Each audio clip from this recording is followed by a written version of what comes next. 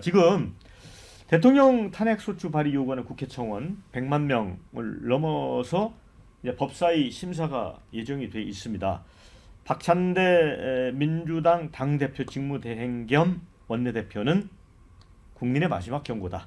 민심 외면한 정치 설 자리가 없다. 이렇게 했는데 그동안 침묵하던 대통령실이 입장을 내놨습니다. 명백한 위법 사항이 있지 않는 한 탄핵이 가능하다고 보지 않는다.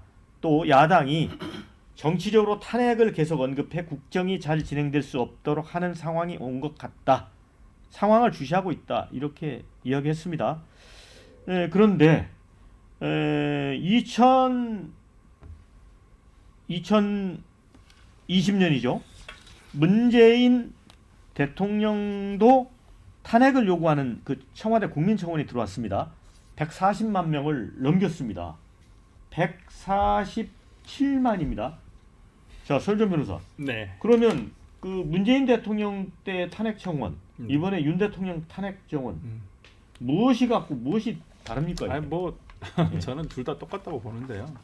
그러니까 이게 어떤 국민의 신호죠. 정치 좀 똑바로 해라. 물론 문재인 정부 때도 당연히 문재인 정부의 정책에 대해서 만족스럽지 못한 국민들이 또 거기에 참여했다라고 보고요. 지금도 저는 마찬가지로 봅니다만은, 근데 이걸 저는 대통령실에서 이렇게 대응하는 것은 아니라고 봐요. 법적으로 위법된 것이 없으니까 이거 우린 신경 쓰지 않겠다. 지금 그러면 이게 법으로만 할 겁니까? 법을 또 잘 지키고 계시면서 또 이런 말씀 하시면 별로 얘기도 안 하겠는데 그렇게 썩 잘 지키는 것 같지도 않으신데 우린 법에 해당하는 거 없으니까 이러겠다. 그러면 왜 전혀 잘못한 게 없는 특검법은 왜 막고 있어요? 잘못한 게 없으면 떳떳하게 특검 받으면 되는 것이지. 수사해보면 금방 나오는데. 근데 여기에 대해서 특검은 못 받겠다. 우리는 법에 위반된 게 탄핵 사유 없다. 이렇게 얘기하시면 어떤 국민이 그걸 납득을 하시겠어요? 저는 앞뒤 모순되는 얘기를 하고, 그다음에 용산 대통령실에서 얘기를 해야 될 건 더 잘하겠습니다. 이런 지적이 있으신 걸 알겠고, 참 저희가 만족스럽지 못하고 좀 그렇지만 국민들을 위해서 한 걸음 더 정진하겠다. 그런 의례적인 수사적인 표현이라도 했었으면 오히려 욕은 좀 덜 먹었을 텐데, 우리 법에 어긋난 거 위법한 거 없어요. 이거 탄핵 사유 아니에요. 이런 식으로 나온다는 건 굉장히 정무적으로 메시지가 잘못됐다. 저는 봅니다. 그러니까 설 변호사 말씀이 제가 볼 때 정무적으로 보면 맞는 답변 같아요. 그런데 이제 그 대통령실은 지금 박근혜 정부 때 폐지됐던 정무장관을 이제 11년 만에 부활하겠다. 물론 이제 국회하고 이제 소통 강화하겠다고 하는데 이런 어떤 제도로서만 접근하는 게 좀 안타깝지 않습니까? 저는 요즘 이게 정치 보면 87년 체제가 거의 수명을 다한 게 아닌가 이런 데 우려가 돼요. 제가 역사를 좋아하는데 나라가 흥할 때가 있고 망할 때가 있거든요. 나라가 망할 때는요. 로마도 보면 이 공화정에 황제들이 자주 바뀌어요. 1년에도 몇 번 바뀐 적도 있어요. 이런 식으로 탄핵이 너무 가볍게 언급되고 이러다 보면 정치가 리더십을 발휘를 못 하거든요. 국론은 완전히 분열돼 있고요. 진짜 제가 보기에 탄핵 사유는요. 우리 헌정에 보면 법에 맞는 탄핵 사유는 전두환 노태우 정도가 맞습니다. 왜 그러냐면 이게 뇌물도 본인이 직접 한 수천억 받고 그다음에 국민도 필요하면 진압하면서 죽이고 이런 거는 탄핵 사유가 돼요. 근데 언제부턴가 이게 아주 가벼워지더라고요. 솔직히 노무현 저는 탄핵도 잘못됐다 봐요. 근데 기각됐죠. 근데 저는 박근혜 대통령 탄핵도 잘못됐다 봐요. 본인이 10원 하나 받은 건 없어요. 지금 보면 왜 탄핵이 됐어야 되나 저는 의심이 듭니다. 개인적으로는 이번에 문재인 대통령 때도 146만 명 이번에도 지금 100 몇십만 이렇게 되잖아요. 이런 식으로 너무 탄핵이 가볍게 언급되는 그렇게 현 87년 헌정 체제가 수명을 다한 게 아닌가 이런 게 깊은 우려가 될 정도고 이게 포퓰리즘이죠. 이재명 구속을 청원해 보세요. 바로 또 100만 명 옵니다. 이재명 구속하자 청원 올려 보세요. 그러니까 이게 문제라는 거예요. 그러니까 지금 댓글 중에 그런 게 있습니다.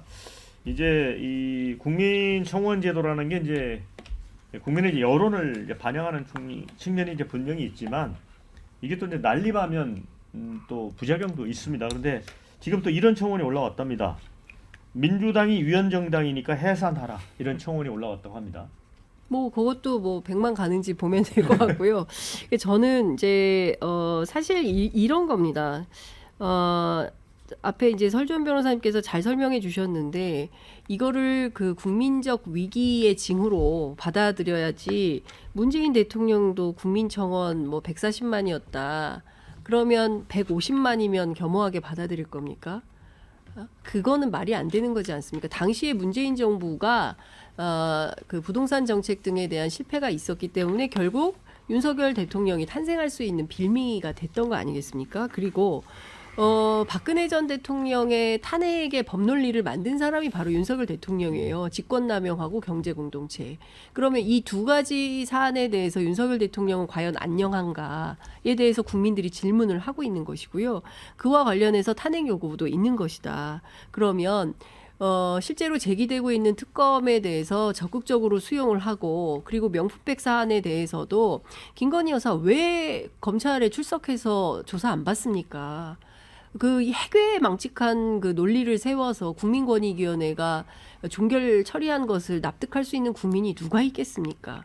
도대체가 어느 것 하나 좀 정상적이다라고 보기 어려운 일들이 도처에서 발생하고 있는 거 아니겠습니까? 그러니까 그런 측면에서 대통령이 또 하나 14번째나 거부권을 행사를 하고 국회 권력 사실상 입법권을 무력화시키는 행정 권력의 남용에 대해서 문제 지적이 있는 거 아니겠습니까? 그러면 정무장관 하나 신설한다고 해서 이 문제가 해결될 것 같으면 벌써 해결이 됐겠죠. 정무수석이 있어도 안 되지 않습니까? 민정수석 만들어서 민심 청취하겠다고 선거 끝나자마자 주장했지만 검찰 인사한 거 말고 뭘 했습니까? 그러니까 측면에서 보면 자꾸 이제 위인설관 하듯이 말해서는 불가능한 것이고 제가 보기에는 대통령 스스로 국정 운영의 기조를 바꾸고 완벽하게 변화하는 것 말고는 새로운 대안은 없어 보입니다. 네, 자 댓글에 그런 게 있습니다. 서버 문제만 아니면 벌써 수백만 됐다. 이미 대다수 국민들 마음속에서 탄핵했다. 이런 의견이 있고요. 반면에 이재명 감방 보내라고 청원하면 하루에 100만 넘을 거다. 이런 의견이 있습니다. 자, 문재인 그 탄핵 청원 당시에는 바람잡이하는 조국 혁신당이 없었다. 또 대통령이 특검법 거부권 행사에서 매를 벌지도 않았던 듯. 이런 의견도 있고요. 국민청원 100만이 될 정도면 나라가 심각하다. 이런 의견. 자, 민주당 권리당원 250만 명이라는데 100만이면 적은 거 아니냐? 이런 의견이 있고요. 정치를 못하는 대통령을 뽑은 국민도 잘못이다. 이런 의견도 있습니다. 자, 우리 문정영 상금 대변인. 예, 뭐 저는 뭐 딴 얘기할 거 없고 100만이 넘는 국민들이 이렇게 짧은 시간 동안 대통령 탄핵에 대해서 동의를 했다는 것은 정말 엄중한 경고라고 생각을 하고요. 이럴 때 아까 장 기자님 말씀하신 것처럼 뭐 문재인 정부에 뭐 더 나았다 이런 얘기를 하면은 정말 그 윤석열 정부가 문재인 정부 못한 정부가 되는 겁니다. 그래서 자세를 다시 고쳐 앉고 겸허한 자세로 이런 국민의 경고를 저는 받아들여야 된다고 생각하고 아직 윤석열 정부가 많이 남았기 때문에 이런 식의 경고나 사인을 아주 엄중하게 받아들여야만 이 정부의 성공이 담보될 수 있다고 생각합니다. 설 변호사, 그 네. 정무장관직 신설 네. 필요합니까? 필요할 것 같아요. 이 시점이 참 전당대회를 거쳐서 보니까 원래는 대야 관계를 확인하기 위해서 정무장관이 있어야 되는데 이제 대여 관계도 필요할 것 같습니다. 제가 봤을 때는 한동훈 비대위원장이 당대표가 되면 용산에서는 대여 관계를 정립하기 위해서라도 정무장관이 필요해서 아니 할 일이 많으실 것 같아요. 네.